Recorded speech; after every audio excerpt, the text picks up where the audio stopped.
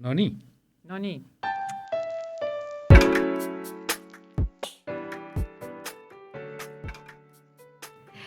Oleme siis jõudnud tagasi stuudiosse pooleldi oma meeskonnaga, et Alexia ja Henri on siis meiega siin interneti kaudu ühenduses ja stuudiosse on meil täna külas EKA-st ehk siis Eesti Kunstiakadeemiast rektor Mart Kalm. Tere. Ja õppeprorektor Anne Pikov. Tere, tere. Ja täna on siis see meeldiv päev, kus me saame siis rääkida Eesti Kunstiakadeemiast noortele, tutvustades seda lähemalt. Et kõige esimene siis, küsimus, miks tulla siis Eesti Kunstiakadeemiasse õppima? No see on väga tõsine valik, et ega igasugused ei taha ka. Et selleks peab ikka olema väga äge kandidaat, et üldse Kunstiakadeemiasse tasuks proovima hakata. Siin on juba kõigepealt see erinevus sees, et kui paljudesse kõrgkoolidesse saab sisse nii-öelda oma nende lõpuhinnetega, siis meil on ikkagi ka kunstilised katsed, mis ei ole midagi hullu. Loomulikult selleks on vaja natuke nii-öelda esiteks on muidugi vaja palju annet, aga seda on paljudel inimestel, kui nad oskavad selle endas üles leida ja viitsivad endaga tööd teha. Ja tegelikult see konkurss EKA-s ei ole ka midagi nii pöövaselt hullu, aga andekale inimesele, kellel on loomingulist ambitsiooni, kes tunneb, et ta ei viitsi mingit igavat monotoonset tööd oma elus tegema hakata, vaid ta tahaks tõepoolest iseseisvalt oma mõtteid realiseerida, siis seda tüüpi andele on EKA kõige õigem koht. Selles mõttes, et isegi ütleme, kui me võrdleme, et inimestel võib olla kunstilist soodumust, kui minna muusikaakadeemiasse, siis seal on ikkagi niimoodi, et enamasti on sul partituur ees ja sa mängid pilli selle järgi. Või kui sa oled näitleja, siis sa ei ole vaba. Sulle on tekst ees, mida sa pead selles näidendis ette andma. Ainult helilooja on vaba, aga EKA-s, sa oled kunstnik, sa mõtled kõik ise algusest lõpuni välja, sa oled arhitekt, okei, sa pead arhitektina teadma, mis on normid, kus see maja on, eks ole, ta peab püsti seisma, sa pead natuke inseneeriat tundma, eks ole, matemaatikat peab jagama. Aga sa mõtled selle maja välja, see on sinu välja võeldud maja tulevikus, mis ehitatakse. Sa oled selle maja autor. See on ikkagi niisugusele iseseisvalt mõtlevale loominguliste ambitsioonidega inimesele Eestis ainukene ja parim koht, kuhu üldse õppima tulla. See oli nüüd tõesti väga vastus. Aga Annel on kindlasti natuke muud vaatenurka sellest samast asjast. Väga nõus kõik, mis rektor ütles, et võib-olla ka seda mainiks, et ajas on Kunstiakadeemia väga muutunud, et võib-olla kui tänaste laste vanemad teavad EKA-t tõesti, et siia on vaja sisse saamiseks tohutult hästi osata joonistada või skulptuure teha, siis eelkõige me otsime loominguliselt mõtlevat inimest. Ehk siis, et kelle mõte rändab loominguliselt, kes on uudishimulik, kes esitab iga asja kohta küsimusi, miks need asjad on nii ja tahab tegelikult nii-öelda maailma teha paremaks paigaks just inimeste seisukohast, et kui töösturid ja majandusteadlased võib-olla mõõdavad seda kõike edu rahas ja numbrites, siis EKA-lased vaatavad, et kuidas need asjad oleksid inimlikud, inimese kesksed, kas sellist maailma me tahame, millist maailma me tahame ja mis meid ees ootavad, ehk siis meie haridus on läinud palju universaalsemaks kui üks kitsas eriala, et see ei tähenda, et kui sa oled tulnud õppima mingit tarbekunsti eriala, et sa valdad siis seda materjali tohutult hästi. Ei, kui me vaatame oma tänaseid vilistlasi, siis tegelikult see suur pluss, mis nendel on, et nad rändavad erialade vahel, et see, et sa lõpetad moekunstnikuga, ei tähenda, et sa tulevikus teed ainult kleite või kostüüme, vaid sa lähed muutma moetööstust ja esitad küsimusi, miks see on täna nii, et see reostab meie planeeti ja me ei taha, et see on nii. Ja ta paneb meid küsima, et need rõivad, mis me kanname, kas see on kõige õigem viis riietuda ja nii edasi ja nii edasi. Ehk siis, et need asjad on valdkondade vahelised, eriti see, et kui meil tullakse bakalaureusesse saamaks sellist baasharidus, siis nüüd see risträndlemine hakkab magistris, kus sa tegelikult võid väga vabalt valida täiesti erineva eriala ja nüüd ühendada varasemad teadmised teiste teadmistega ja sealt edasi loomulikult ka juba erinevate ülikoolide vaheline koostöö, et ma ütleks, et see haridus on väga universaalne, mis saadakse, siis see aasta, see väga šokeeriv aasta, mis oli kogu maailmale, näitaski, et sellised välja arvestatud stsenaariumid ei tööta, on vaja väga loomingulist ja kiiret mõtlemist, et nendest üle saada. Ja see on see kõik, mida meie erialad ju pakuvad oma skaalades, aga see on teisaldatav ka suurtesse skaaladesse.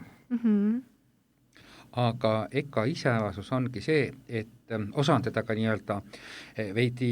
irooniliselt nimetanud butiikülikooliks, aga see seisneb selles, et meil on väga individuaalne lähenemine. Et meil ei õpetata suurtes gruppides. No osa teooriained, et tõesti kunstiajalugu ei ole mõtet nüüd 3 kaupa õpetada, eks ole, või filosoofiat, kuigi seal on ka seminarid väiksemates rühmades. Aga põhimõtteliselt on meil erinevalt suurtest ülikoolidest, kus on mingid 50 kohordid, kes liiguvad audikast audikasse või laborist laborisse. Meil on väikesed erialad, enamikes erialades võetakse vastu alla 10 üliõpilase. See tähendab seda, et õppejõu ja üliõpilase vahel on tihe ja vahetu kontakt. See, millest jäävad ilma kõik suurtesse ülikoolidesse minejad. Ja siis on veel üks lõks, mida meil ei ole. Pakutakse, õpetab meil see maailmakuulus kunstnik, disainer, arhitekt ja selle nime peale peaks siis kõik kohale tulema. Jah, makstakse kallid õppemaksud, on 100 kursus ja staar jalutab 1 kord semestris 2 tundi sealt sellest stuudiost läbi ja see on kõik, mis sa sellest staarist said. No tõesti, võisid korra näpuga toksata. Aga ta sinu töö analüüsimiseni ei jõua ilma peal. Aga sellele vastupidiselt on meil väga sisuline lähenemine, kus õppejõud individuaalselt juhendab konkreetset üliõpilast, üliõpiline saab imeda õppejõust välja palju rohkem, ta saab palju rohkem kätte kui massülikoolides. Et see individuaalsus, me ise õpime EBS-is eragümnaasiumis ja meil on ka hästi väiksed klassid ja me iga päev tõdeme seda, et see annab ikka nii palju suure eelise lihtsalt, et kui õpetajal on sinu jaoks aega. Jah, ja see väiksus ju ei ole ainult selles grupis, et see tähendab seda, et see kool on täpselt nii parajalt suur, et ta moodustab sellise kogukonna, niisuguse mõnusa kommuuni, et tegelikult õpingute lõpuks oled sa tutvunud pea kõigi oma kaasõppijate ja õppejõududega ja sa tunned ennast tõesti ühe väga ägeda kogukonna liikmena. Okei, aga mul oleks siis siuke küsimus, et see lähedus, et see on EKA-l väga tähtis ja nüüd, kuna vaadata seda praegust olukorda, et siis koroona on üpris palju ilmselt mõjutanud seda, et kuidas EKA on toime tulnud kogu selle koroonahullusega. Et kuidas on õpingud läinud, kas tudengid saavad koolis käia või nad on ka kõik distantsõppel? No me oleme olnud väga paindlikud selles mõttes, et mida on võimalik teha distantsilt, et kontakte lihtsalt vähendada, et näiteks loengud on kõik distantsilt, aga meil on ju väga palju praktilisi aineid, eks ole, et ega sa siis, kui sul on vaja klaasi puhuda, siis seda nii et klaas on ühes otsas ja sina teisel pool ekraani, vaat niimoodi klaas kuum ei püsi, eks ole. Või ütleme ka modelli ei joonistata läbi Zoomi. Et niisugused asjad tehakse kõik koha peal, kuna meil on väiksed rühmad, meil on võimalik stuudiotes ja töökodades hajutada, aga sellised nii-öelda teoreetilisemad ained, need on kõik läbi Zoomi ja ma ise õpetan ka läbi Zoomi ja näiteks ka seminari, kui sul on suurem kursus, sa saad nad jagada seminaris kõik väikestesse rühmadesse, panna, seal on nii palju võimalusi, et see muidugi oleks toredam, kui ei peaks seda tegema, aga see ei ole ka mingi takistus, väga hästi saab hakkama. Jah, et see kevadine ootamatu olukord pani meid tõesti katsetama väga erinevaid mudeleid ja meie põhieesmärk, mis me hoidsime, on just, et see meie kõige sellisem mis teeb Eesti Kunstiakadeemia õpet eriliseks, et need töökojad, need ägedad laborid, kõik need materjalid ja katsetused, et kui me muud asjad saame viia Zoomi ja me õppisime ise väga palju sealjuures ka, eks, et kuidas hoida need lahti ja siin nii-öelda kevadisi juhtumeid, neid oli terve seeria selliseid väga naljakaid isegi lugusid, kus töökodades püütigi teha nii, et üliõpilane tegi midagi oma kööginurgas ja meister käis taksoga asjal järgi ja tõi ta põletusahju ja et ühesõnaga, et hoidsime sellist maksimaalset distantsi. Aga see kõik oli selle nimel, et jõuaks lõputööd valmis, sest paljudel olid ju kaitsmised kohe ukse ees. Ja täna me läheneme sellele juba, kuidas ma ütlen,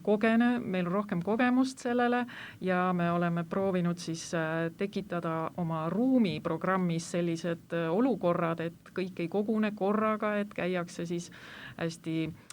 niimoodi arvestuslikult, igalühel on oma aeg ja ruum, et kõik ikka selleks, et hoida kooli lahti, koolitööd oleks võimalik teha. Et ega lõpetamine on näituse vormis. Kaitsmised toimuvad näitusel ja lõputööde näituse nimi on tase. Et näidata seda taset, mis on stuudiumi lõpuks saavutatud. Ja nüüd koroona tõttu me viisime tase digitaalseks ja see sobis väga hästi, ütleme, et näiteks arhitektidel või disaini või ütleme, teatud disaini osadel ei ole see mingi probleem, aga ma olin ka lihtsalt imetlesin, kui hästi tulid kaasa sellised materjalikesksed üliõpilased, kellel tõesti oli vaja midagi teha, aga nad oskasid need oma materjalist teostatud taiesed ka digitaalses vormis jube hästi esitleda, et polnud üldse häda. Okay. Aga mul tekkis ikka küsimus, kui te rääkisite selle lõpetamisest ja värki, et kuidas teil koroonaga näiteks, kuidas teil koroonaga seoses on siis planeeritud see Erki moeshow teha, kas või olete selle peale juba mõelnud või ootate, kuni see taandub ja siis äkki saab selle suurürituse ära teha?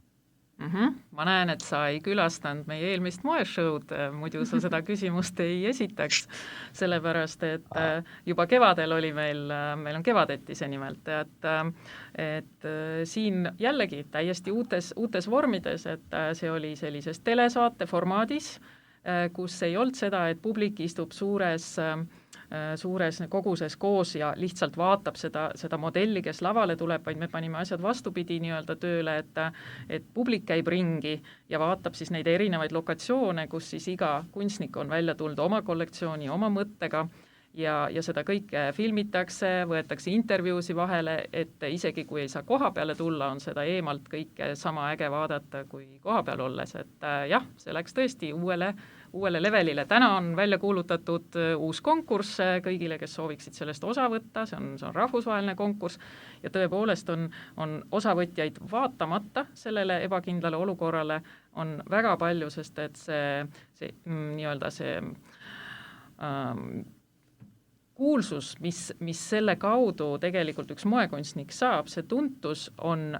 läinud väga laiaks, meil on väga head sponsorid seal taga, et selles mõttes see on väga tugev üritus, vaatamata isegi nendele ebakindlatele olukordadele. Just, ja kui veel mõelda seda, et kevadel võitis Erki moeshow Annika Kiidron ja tema kollektsioon oli pärast väljas Pariisi moenädalal ja sai seal ka kohe auhinna. Et minu meelest nagu tase on äge, aga ma igaks juhuks veel seletan ära, et tänapäeva noortel võib olla küsimus, et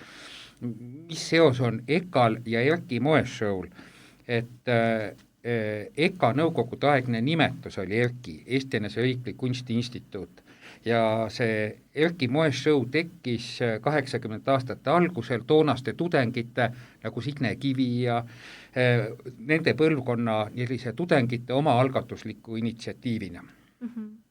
Ja see on tegelikult hästi äge minu arust, et see nii kaua on nagu pidanud, et mul endal tuttavad ka õpivad EKA, siis ma olen ka kuulnud, et kui nad on jälle mingi idee on tulnud oma algatusena mingeid asju teha, et siis ma mõtlen ka, et huvitav, kas sellest saab ka nii-öelda järgmine suur Erki. Aga siis veel, et missugused nagu võimalused on EKA-s õppimiseks ja missugused sellised uksed savab ja siis näiteks Erasmusest veidi? Erasmusega on meil jube hästi. Selles mõttes, et meil on praktiliselt Eesti parim välissuhete osakond ülikoolidest meie Erasmus eelarve, palju meil on siis nii üliõpilaste kui õppejõudude sisse-välja viimiseks, on praktiliselt, ütleme, samas suurusjärgus kui suurtel ülikoolidel. No Tartus on suurem. Aga meil ei ole ka probleemi sellega, ma tean, et suurtes ülikoolides on see, et neil jäävad Erasmus rahad kasutamata, sest tudengid ei viitsi välismaale minna. Ega seda muret ei ole. See praktiliselt on meil see, et kõikidel üliõpilastel on välisõppe kogemus. Okei. See ei tähenda mitte semestrit välismaal, ka seda tehakse massiivselt, selles mõttes, et meil on jube head partnerülikoolid. Et noh, Rhode Islandist Melbourne'ini, Jaapanisse, praktiliselt kõik Euroopa paremad koolid on, ka meil on, ütleme, Inglismaaga on nüüd vähem, sest Inglismaa pärast seda, kui neil riik lõpetas igasuguse toetamise ja nad nüüd lihtsalt peamiselt peavad väljaspool Euroopa Liitu naftašeikidelt ja kes neil seal on, kelle kalli raha eest nad õpetavad, siis nad enam Erasmusest on väljas, aga meil on nii heade koolidega nii tugev koostöö, et massiliselt ollakse seda semestrit, aga lisaks Erasmusele on meil väga mahukad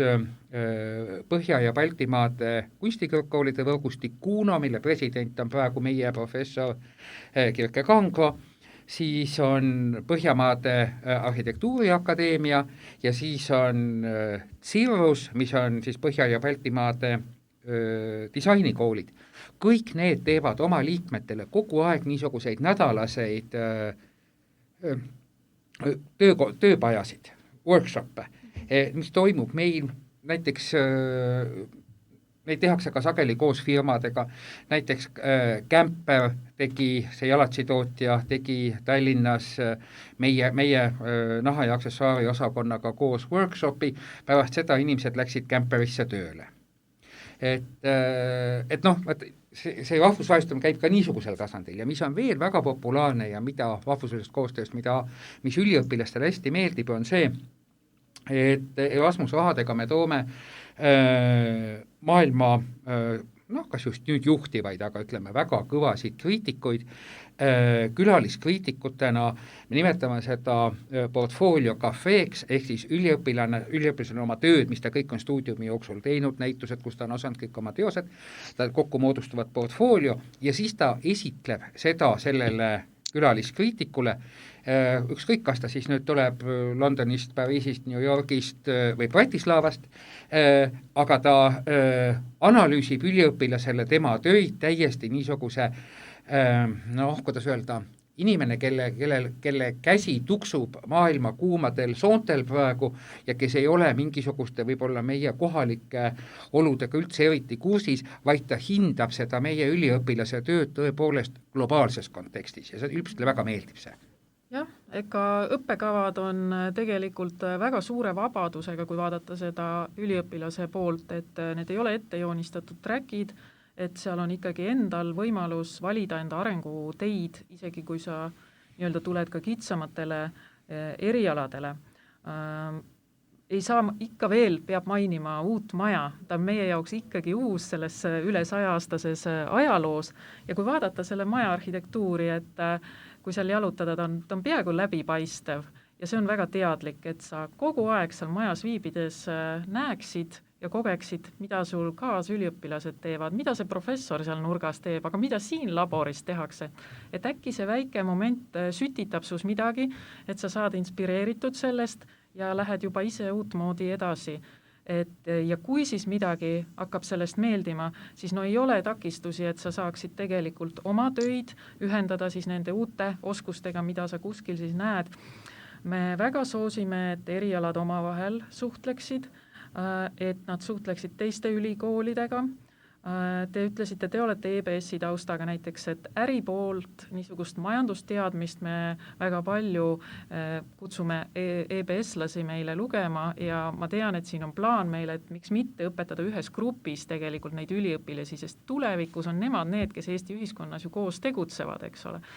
Et kõik sellised plaanid. Nagu rektor ütles, on rahvusvahelistumisel väga suur roll ja seda mitte ainult sellise ilusa värvilise medali pärast, et ohoo, et me käime kuskil mujal, et see ongi see, et ristata erinevaid kompetentse ja just tuleviku jaoks endale nagu seda kogemust käia sealt toomas. Selles mõttes jälle see niisugune isolatsiooniaasta paneb meid uudsesse olukorda, kus nii-öelda lennukiliiklus ei tööta nii hästi ja võib-olla on ka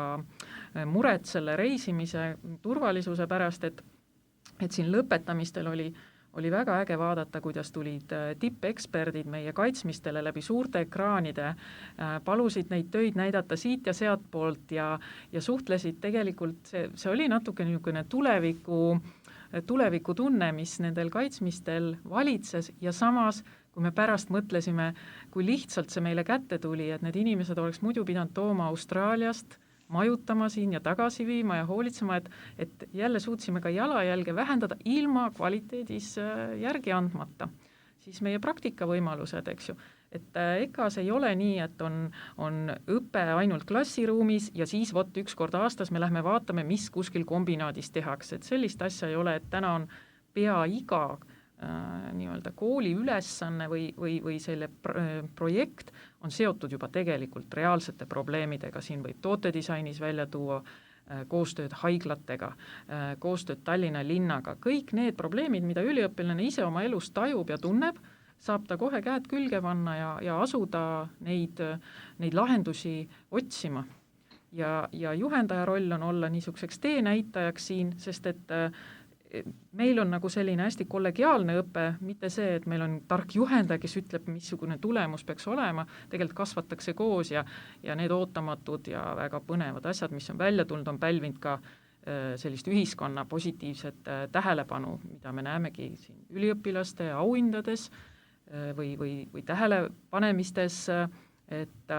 see on kõik selline, mis lubab arvata, et me oleme õigel teel nende õpingutega. Et see on hästi äge just kuulata, et kui väga kool hoolib ka sellest, et just, et kui on loomeinimesed kõik koos, et siis see lai silmaring, see on nagu nii suur eelis ja siis, et see on nii äge kuulata, et seda ikka kasutatakse maksimaalselt teil ära, seda võimalust. Ja ütleksin niimoodi, et meil on, kui me vaatame nüüd niisuguseid kaasaegseid personalipoliitikaid, meil loomulikult õpetavad nii-öelda Eesti kunstivälja liidrid, selles nagu ei ole kahtlustki. Küllalt palju on välisõppejõude, nii lühiajalisi kui ka püsivaid, ja oma õppejõudude puhul, mis on ka oluline, et ütleme, et kui sa oled nagu ainuke kunstikool Eestis sisuliselt, eks ole, või ütleme avalik-õiguslik, siis sul võib olla tunne, et appi, kõik on oma kooli vilistlased. Jah, seda on palju, enamik on oma kooli vilistlased, aga tänapäeva oludes, kus inimene õpib ühes ülikoolis, teeb ühe kaadi, järgmise teeb teises, kolmandas, et meil on väga tüüpiline see, et nad on midagi teinud EKA-s, aga midagi ühe astme on nad teinud kuskil mujal. Et näiteks meil on just sellest sügisest uus teadusprojekt Anu Allas, kes õppis, ma mäletan teda bakaüliõpilasena, aga doktori kaitses ta hoopis Berliinis, Humboldtis. Et vaat seda tüüpi on meil hästi palju õppejõude, et nad on midagi EKA-s, aga nad kindlasti omavad ka rahvusvahelist kogemust. Ei, see on kindlasti hästi äge, et just lisab seda mitmekülgsust ja just see teineteiselt õppimine ka, et just, et kui see koostööd tehakse hästi palju ja hästi põnev kuulda. Ja vaata, ma veel kord tõesti, Anne väga õigesti tõi välja selle, et minu meelest praegu on meil selles mõttes väga hea aeg, et meil on see maja on uus ja lõpuks on ju Euroopa rahadega sellel sajandil kõikidele Eesti ülikoolidele ehitatud uusi õppehooneid. Aga nii paljude arhitektuuripreemiatega kui meie oma, minu meelest see on nagu puhas vuuk on tehtud. Kõik Eestis saadalevad arhitektuuripreemiad, kulkaamad, riigipreemia, kõik on tulnud EKA hoonele ja kui ma vaatan seda maja, kuidas ta seda vana muinsuskaitselist osa ja need nõukogudeaegsed tehaste tiivad ja see uus osa seal sees ja vahel, ta on tohutult inspireeriv. Tõesti, ta ühendab, ta loob sul selle kogukonna tunde ja see, kui sa kohe sinna majja lähed ja seal keskel jalutad ja vaatad, kuidas igas suunas keegi midagi ägedat teeb, see tekitab endas ka tahtmise, ma tahan ka midagi ägedat teha. Vot nüüd siit just selle juurest, et äkki saate lühidalt rääkida ka oma nagu sidemest kooliga, et kas olete õppinud või on ainult see juhtimis?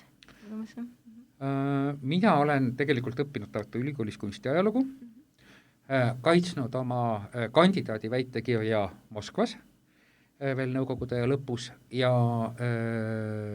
doktori EKAs, nii et ma olen nii palju EKAs õppinud, et ma olen üks esimese doktoriõppe 90-ndatel tuli üks esimesi EKAs lõpetanud doktoreid ja töötan tegelikult EKAs 92. aastast alates ja olen alustanud vanem õpetaja, dotsent, professor, dekaan, prorektor ja praegu rektor. Okay, väga äge, et see ikka, kuidas ma ütlen, et ongi see kogukonna see tunne, et olete juba niimoodi varasemalt. Ja, mina samuti olen siis EKAs õppinud graafilist disaini ja see oli veel siis jah, seal vanas kohas meil Tartu maanteel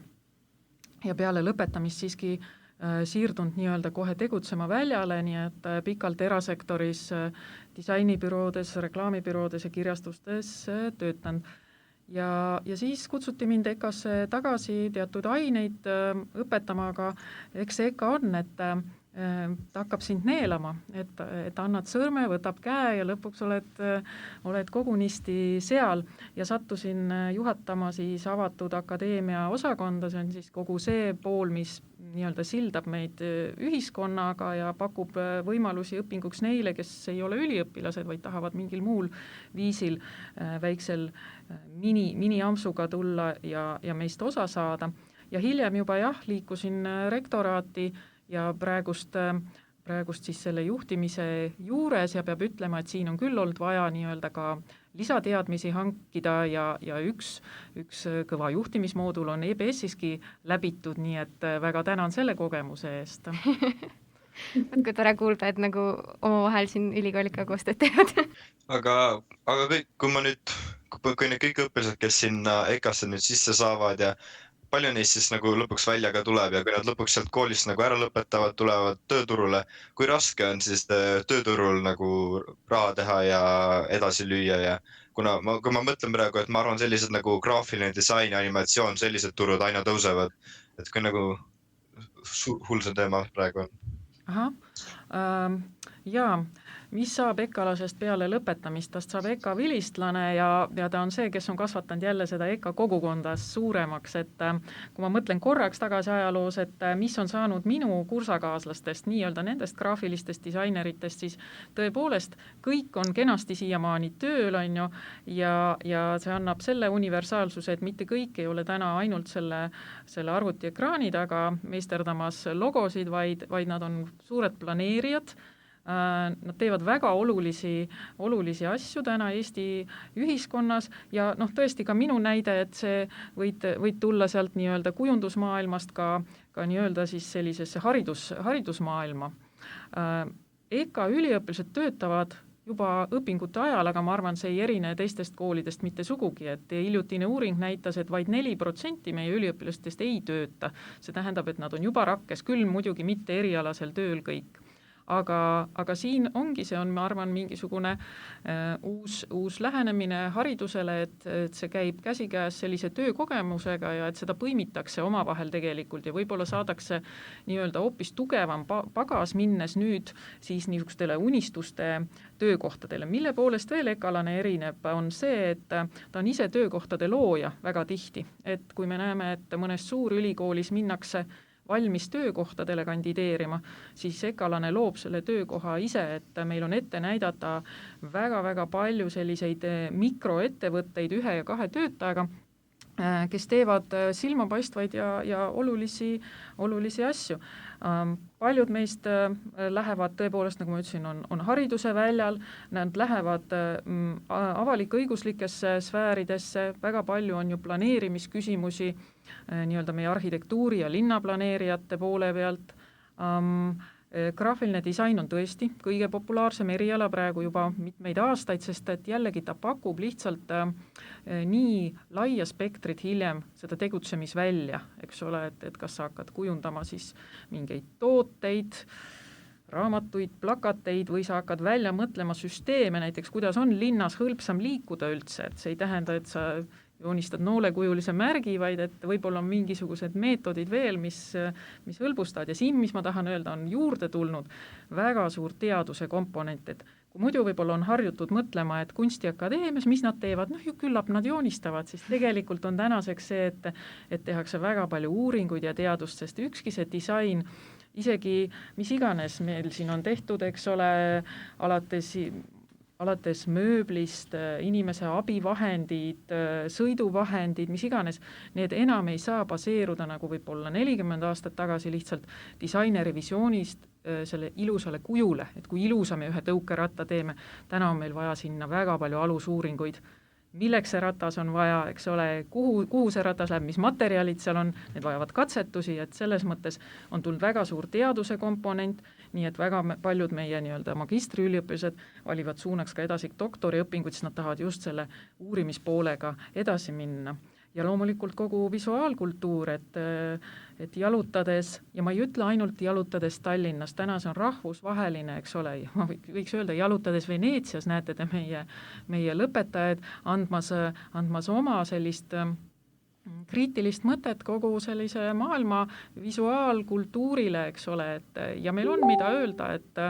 et need asjad on leidnud ju väga palju tunnustust.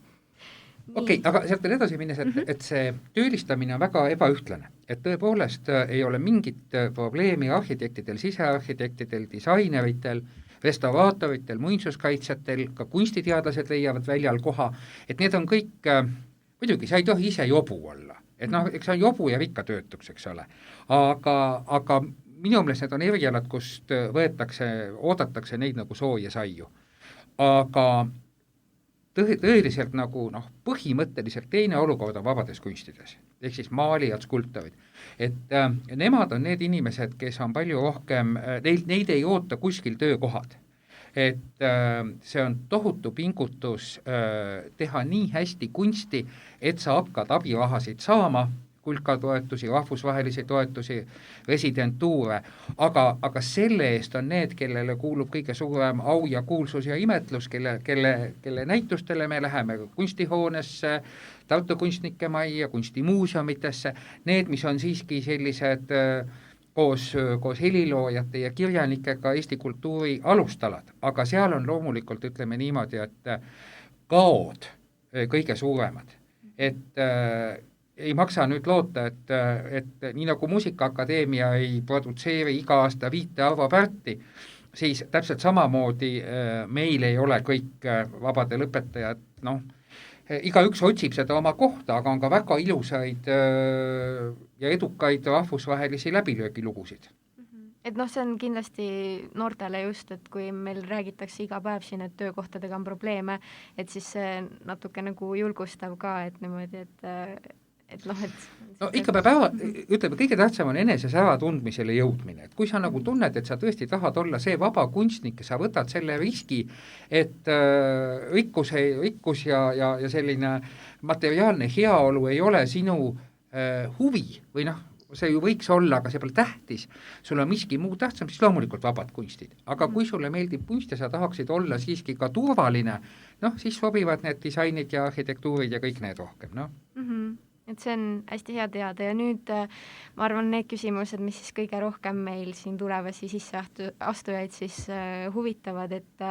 mis on täpsemad nõudmised siis nagu sisseastujale või nagu millega peaks arvestama, et kus näidata oma mingeid töid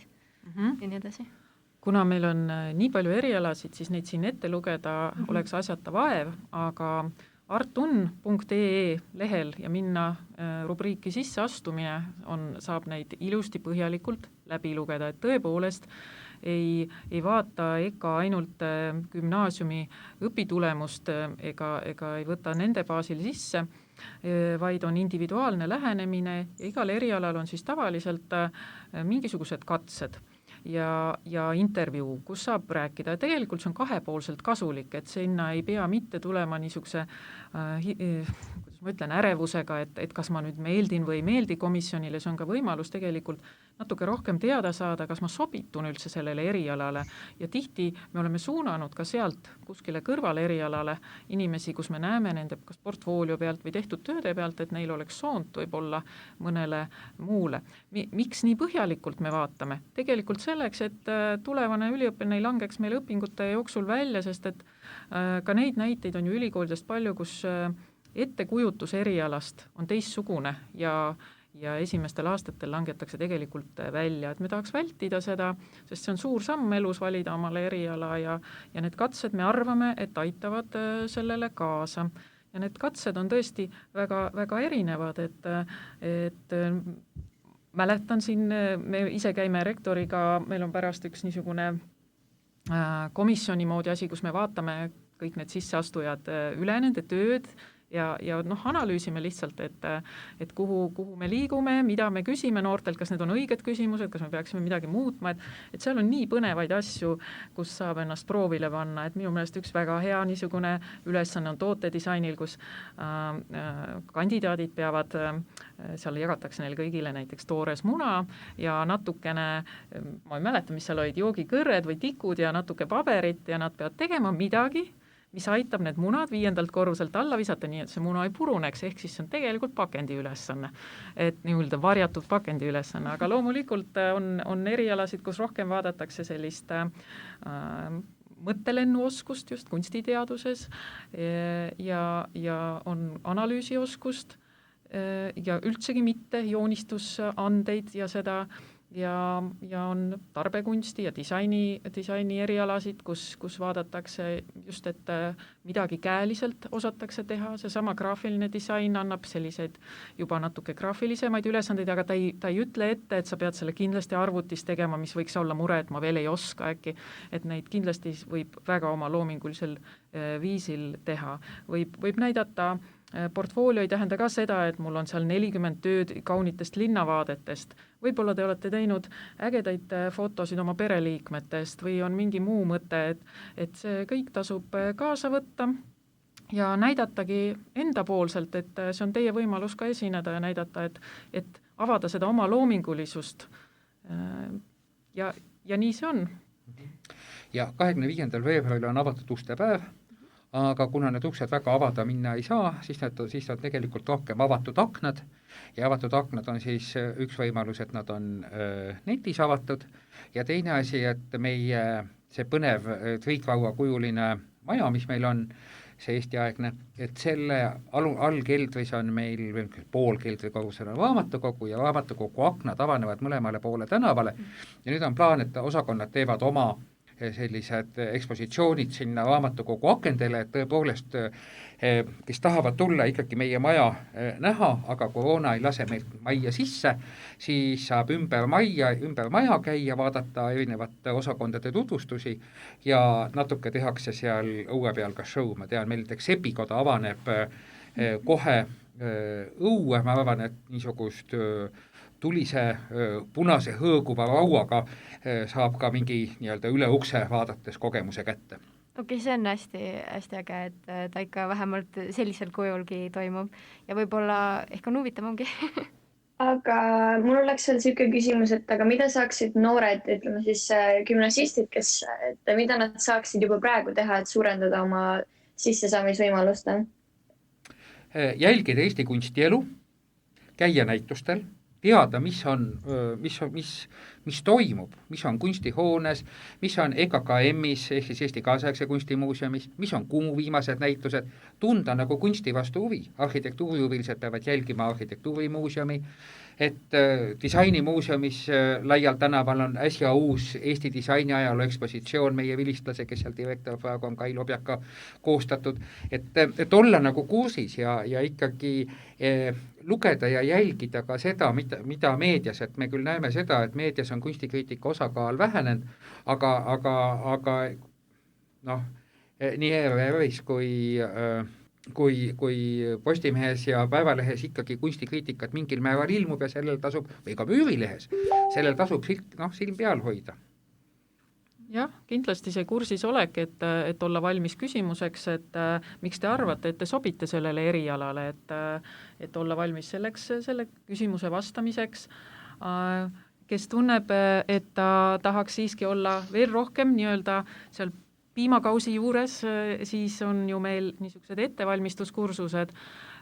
kus nüüd me oleme vaadanud just teaduskonna põhiselt, et nad ei ole enam nii üldised, et kus ka peaaegu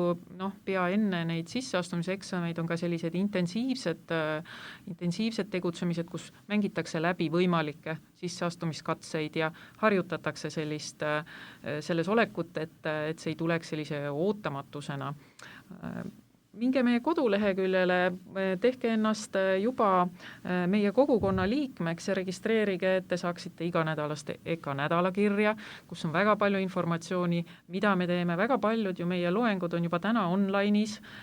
neid tasub kuulata ja ennast tegelikult nagu testida, et kas see on see keskkond, millest ma tahan tulevikus osa saada, kas need teemad kõnetavad mind, et seal on selleks mitmed võimalused. Me muidugi kutsuksime veel rohkematele üritustele, aga praegu tasub ettevaatlik olla, kas need kõik toimuvad. Võt küsimus, mida peaaegu alati esitatakse sisseastujale, on see, et milliseid kaasaegseid Eesti kunstnikke te teate.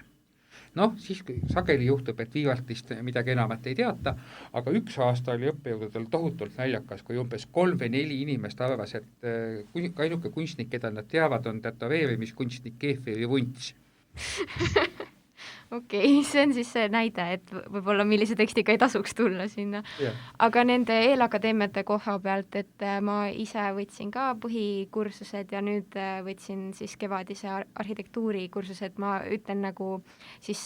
minuga õpilase kogemuse pealt, et hästi jäin rahule ja seal ongi just see, et tehes neid praktilisi ülesandeid ja kuulates ka neid jutte sealt, mis tulevad siis EKA personali poolt, et hästi on sellise vahetum see arusaam, et kas see on minu jaoks ja kas see mulle nagu sobib. Jaa, et kellel on võimalus seda kasutada, et kindlasti teha, käisin omal ajal isegi seal ja tegelikult meeldis juba olla selle kogukonnaga koos, et selline äge asi, aga ma saan aru, et meil tulevane tudeng istub siin laua taga või? No loodetavasti. Hoiame pöialt, jah. Aga suured tänud meie külalistele, väga meeldiv oli teiega vestelda ja aitäh kutsumast!